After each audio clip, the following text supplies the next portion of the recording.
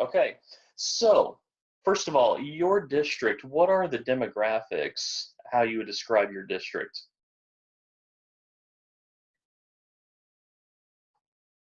You know what? I can't hear you anymore. Okay. Let's see. All right. So, what are the demographics of the district that you work in?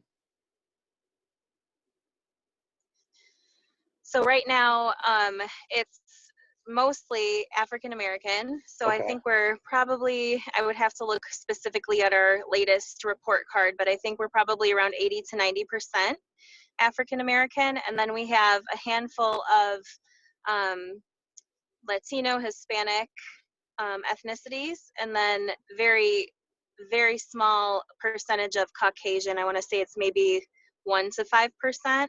Okay. So, actually, while it seems diverse, it's really homogeneous in a way. So it's interesting. It's an interesting place to work. Okay. Now, have you always worked in a district that had a high number of African Americans and other minority populations?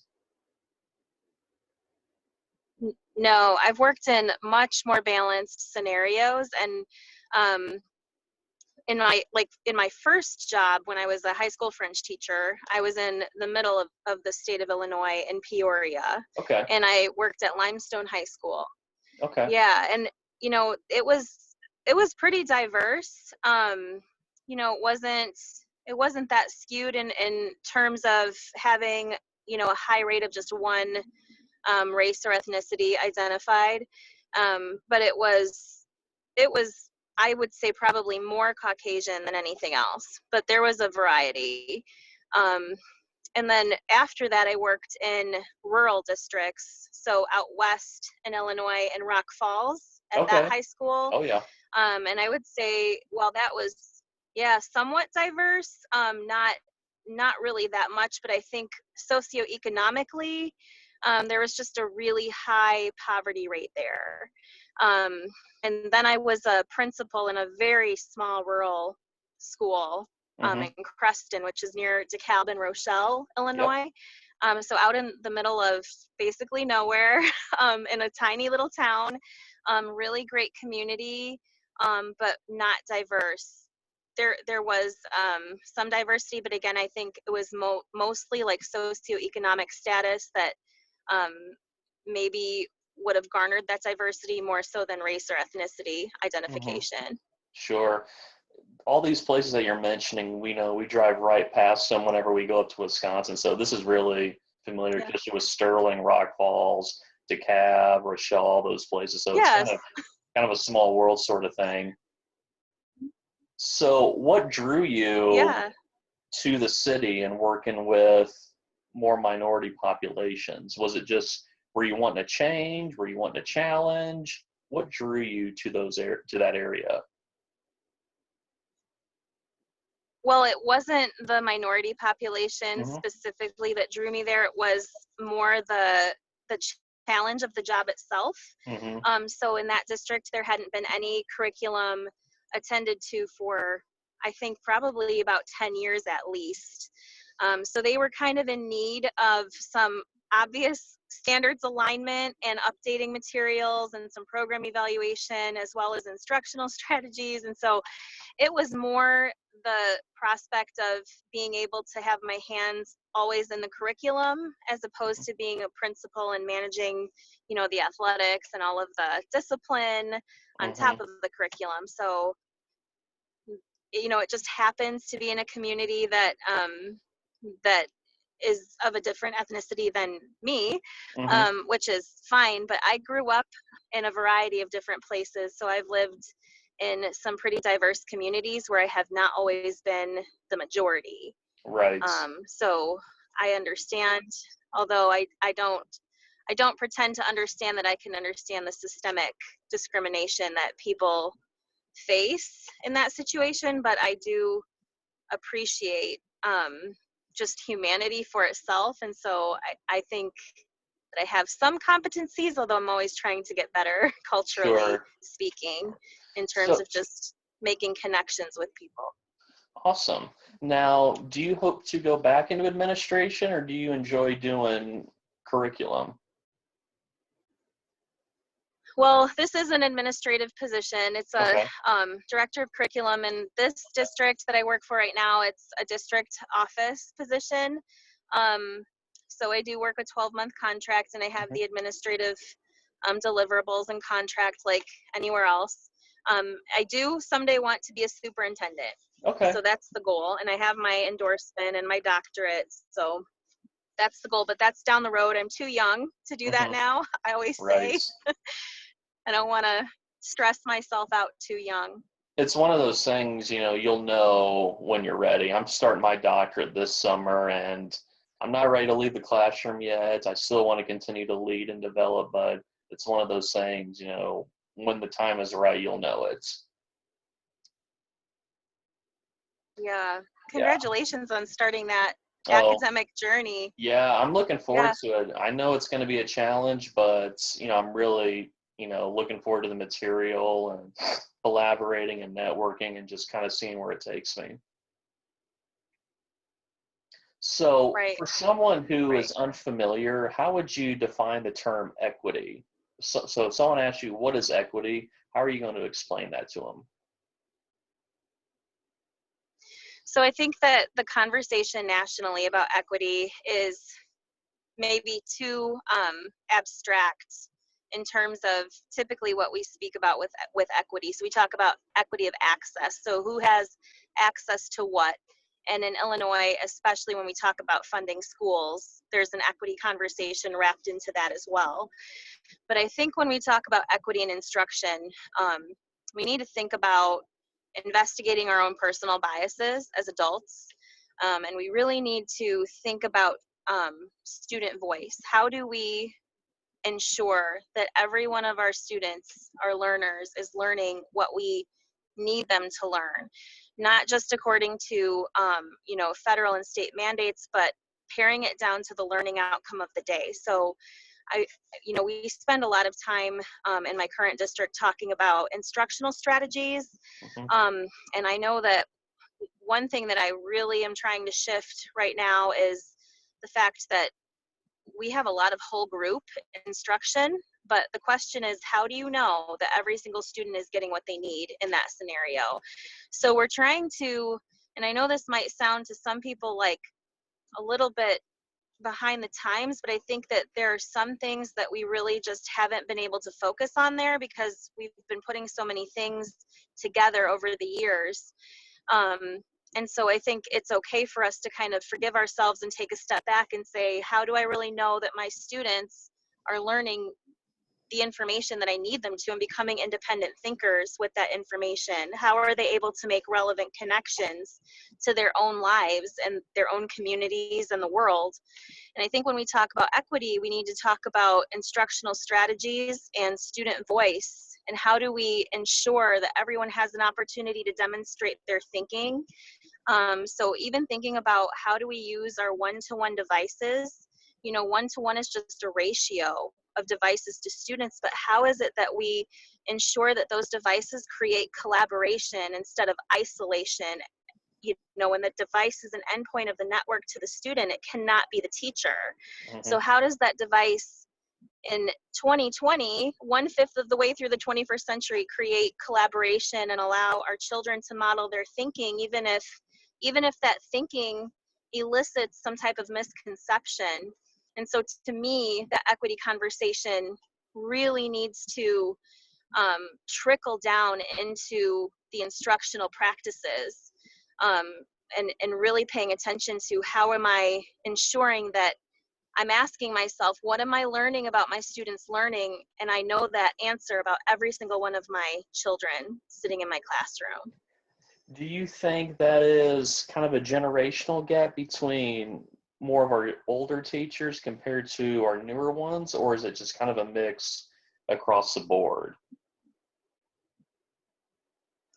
That's a really good question. I think it has more to do with what you're mentored into, no matter what your age is. Hmm. Maybe the culture of the organization itself, um, the things that you're immersed in. You hear things from your colleagues, and when you're new and young, you have a mentor who's taking care of you and guiding you through induction into the organization. And I think that the way that we speak affects the way we think, and we hear certain things around us. We're immersed in the language that's all around us every day. And so if you're hearing certain things, you begin to think a certain way, and you begin to fall into some habits. And so I really try to disrupt some of that as much as I can. I ask a lot of questions, and I'm pretty direct, but I want to be really clear too that, you know, it's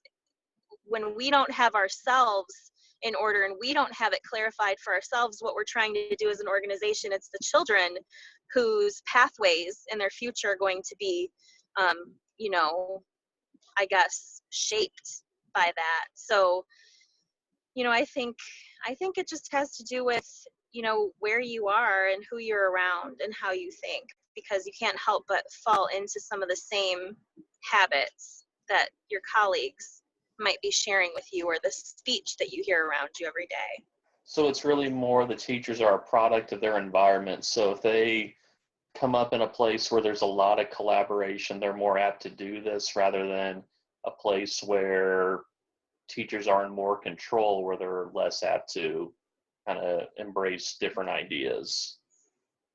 Would you say that's accurate? Yeah, and I think it's probably, yeah, I think so. I think it's a push and a pull too, because if you get an infusion of, you know, people who are thinking a different way and they're really strong in that pathway, you know, that pushes back a little bit too. So I think it's some give and take, and it just, you know, it's all of us together creating that. Like, we can never separate ourselves from the organization, because that is who we are, and we make it what we want it to be.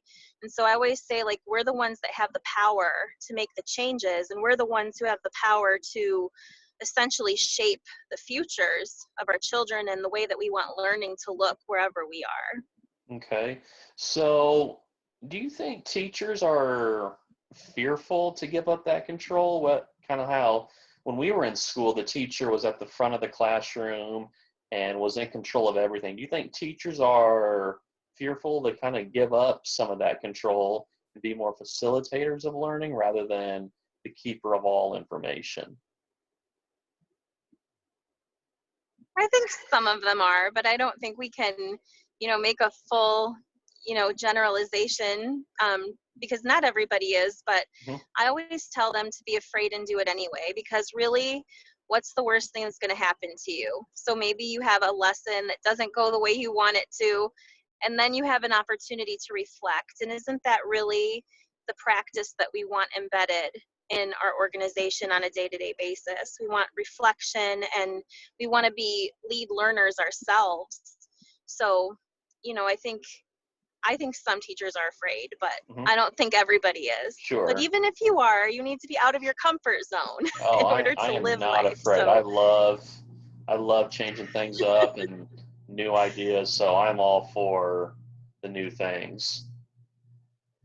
So when you go into a classroom to observe, yes. what kind of questions are you asking? You mentioned you ask a lot of these questions. What are some of those? My favorite question is, what are you learning about your students' learning?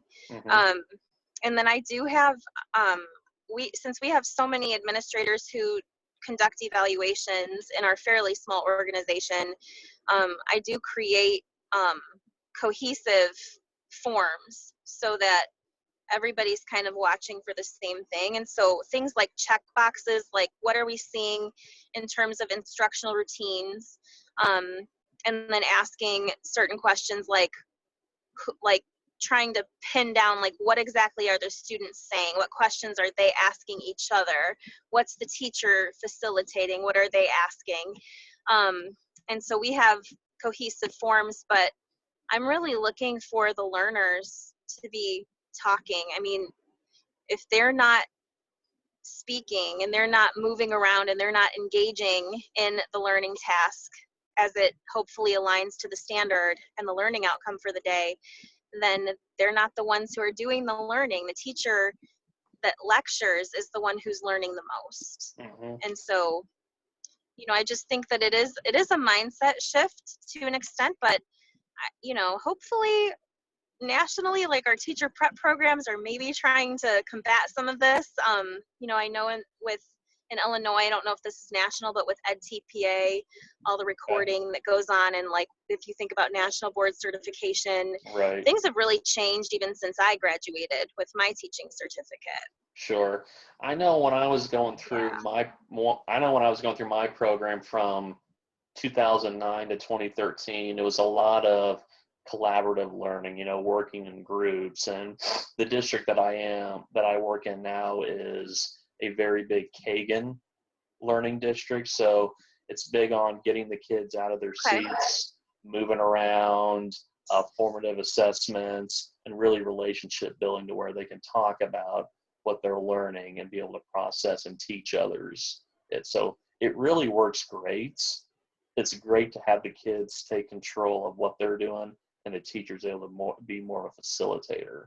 So I think that's where the trend is going and where kind of our kids of the future learn best.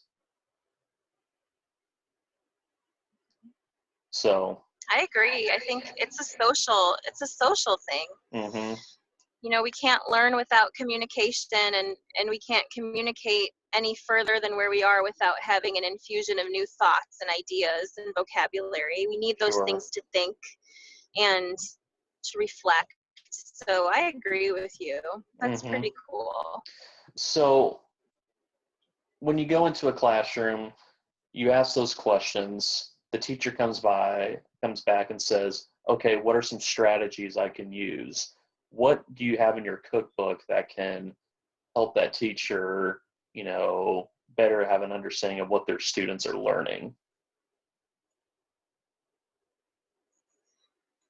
So we talk a lot about that, and actually I have lists upon lists of instructional strategies, but even the other day we were in a meeting, and just as a concrete example, a teacher was talking about like language conventions and how she had taught, I think it was a positives and a positive phrases. Mm-hmm. And so we were looking at her instructional presentation. She had a PowerPoint or slideshow of some kind. And I was just thinking as I was looking at it, and I told her this, I thought, like, her frustration is that she feels that it's boring and that it doesn't have a lot of depth of thinking, but she's giving the rule first. And so what if you give the students an example of a positive phrase, and you just put it up on the screen, and then on the next slide you give a non-example. And so we talked about how we could tweak everything that she already had in her presentation and just get the students to come up with the rule. So at the end of the presentation, instead of just doing, disjointed practice on these things and in an exercise, the students have been exposed to it and they can come up with the rule. So things like that, Mm-hmm. On the spur of the moment, that's kind of the way that I think, although that, you might recognize that instructional strategy, it's kind of like old, but Mm-hmm. it applies. And I just don't think that we have enough methods to our young teachers. So, I probably could give you lists of many strategies, but I throw them out in our meetings all the time. Mm-hmm. Just put them on the table. And what are a couple of those 2 or 3 strategies you really like to go to the most?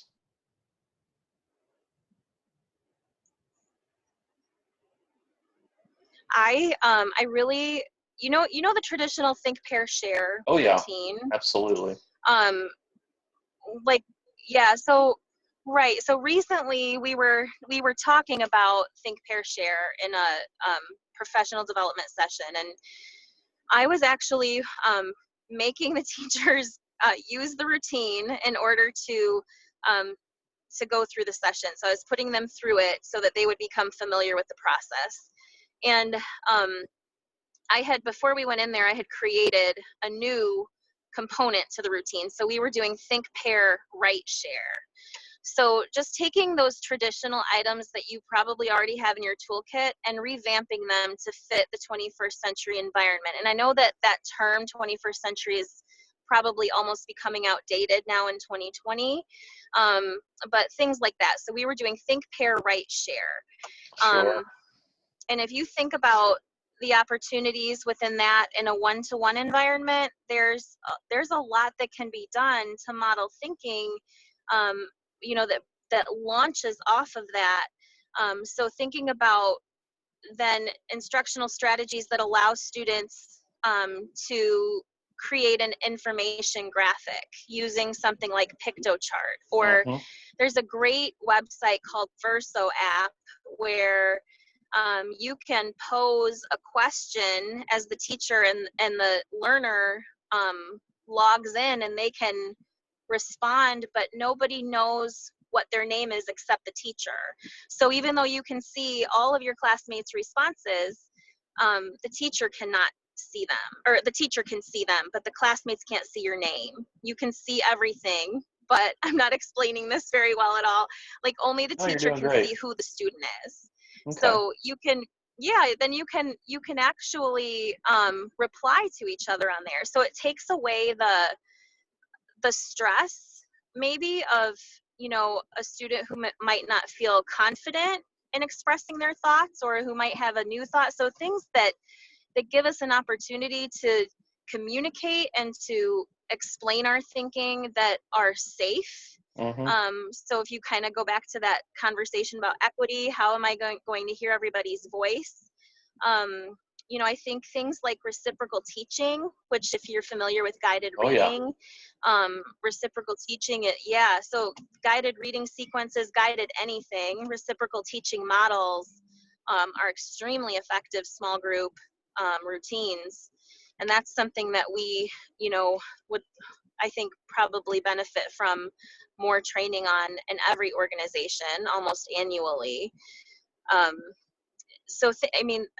really don't think I have created anything crazy instructionally, but kind of falling back on some of those tried and true routines Mm-hmm. that that you can kind of take and tweak to fit your environment. You can model it to get out of it what you need in order to embed your assessment, so that if your students are learning what they need to learn in that Mm-hmm. lesson.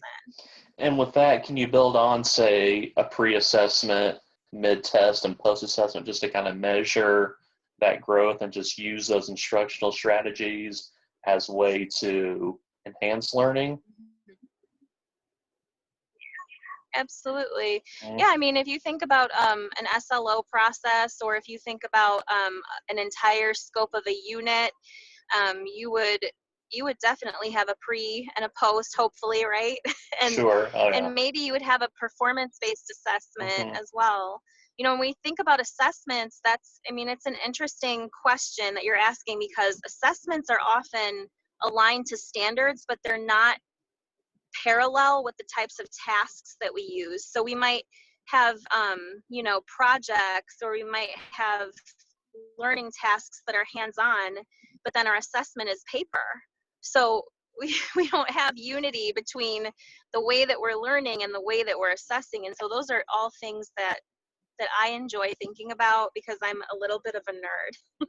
Right. Hey, I'm Captain Nerd, so we're alike right there. All right. Two more things I want to get to. You come in with strategies. The teacher is a little bit skeptical.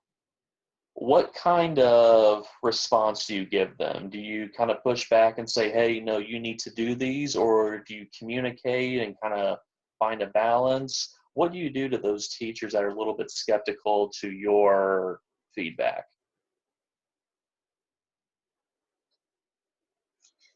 Um, I I have pushed back sometimes, but that's not always the most successful way to do things. Mm-hmm.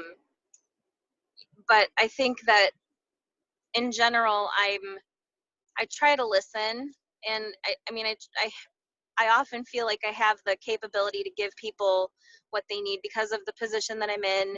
I can get resources, I can get training, I can get a sub and pull them out, and we can have some extra time to work.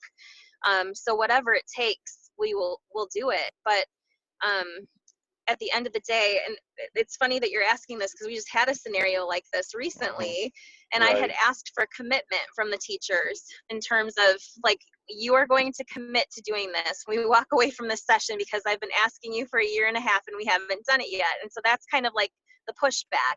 It didn't work. People felt bad. And if we feel bad, then we don't feel motivated to try something new, or we don't feel safe. And so in the next session that we had, I used Pear Deck overlaid with my Mm-hmm. Google Slides, and we did a lot of SEL. How do you feel about this? Let's talk about it. Why is it making you nervous? But I also said, we're not going to back down from this. We're going to do this because it's what's best for students. It's what our learners need, and we know that it's going to enhance what we're doing as an organization, but we can feel a certain way about it. We still have to try it. We still have to, you know, try to build some type of framework around it so that we can then push the thinking into it later. And I would say it's a win-win because, you're evaluating what they're doing. You come at them with these steps. These steps are going to make you a better teacher, which will in turn better learning. So to me, it's a win-win situation. I can understand where, a teacher may be a little prideful and be a little skeptical, but when you look at it, we're there to help you. If we can help you become better, then your students will do better as well. So that's just my view at it.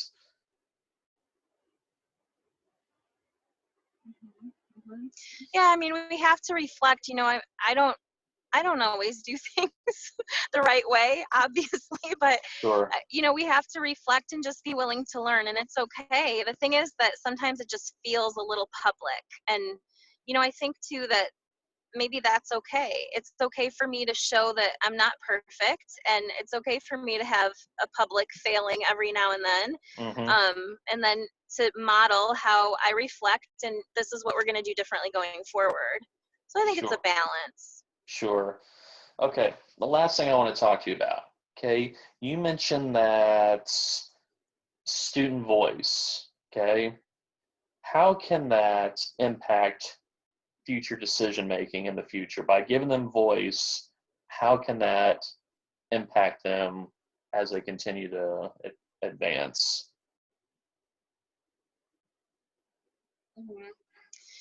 I think, you know, I know that we've communicated a little bit on Twitter. You've probably heard me say this before too, but every Yes. instructional decision that we make as adults, it adds up. It accumulates over time. And the thing is that we don't actually see our students necessarily in 20 years from now.